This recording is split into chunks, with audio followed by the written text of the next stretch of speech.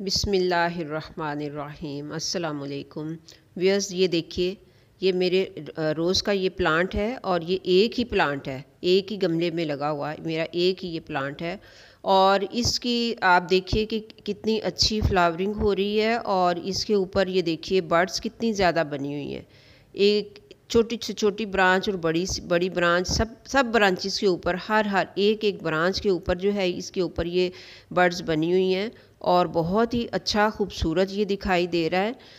तो ये कमाल किस चीज़ का है कि मैंने इसके अंदर सरसों खली का यूज़ किया है। कुछ बनाना पील्स मैंने इसकी मिट्टी को खोद के उसके अंदर बनाना पील्स को डाल दिया था और कुछ मैंने इसके अंदर सरसों खली को डाल दिया था। वक्फे वक्फे से, एक साथ नहीं ये दोनों चीज़ें डाली। एक दफ़ा मैंने इसमें सरसों खली का यूज़ किया, फिर दूसरी दफ़ा मैंने इसमें बनाना पील्स का यूज़ किया, फिर उसके बाद दोबारा से फिर मैंने सरसों खली का यूज़ किया।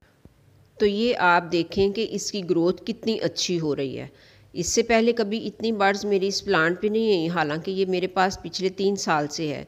लेकिन ये पहले मैं डीएपी यूज़ करती थी, तो इस दफ़ा मैंने सरसों खली का यूज़ किया तो बहुत ही अच्छा रिज़ल्ट पाया है। मैंने जिस प्लांट में भी सरसों खली का यूज़ किया बहुत अच्छा रिज़ल्ट पाया है। तो व्यूअर्स, मैं तो आपको यही मशवरा दूंगी कि आप लोग अपने प्लांट्स के अंदर सरसों खली का यूज़ ही करें।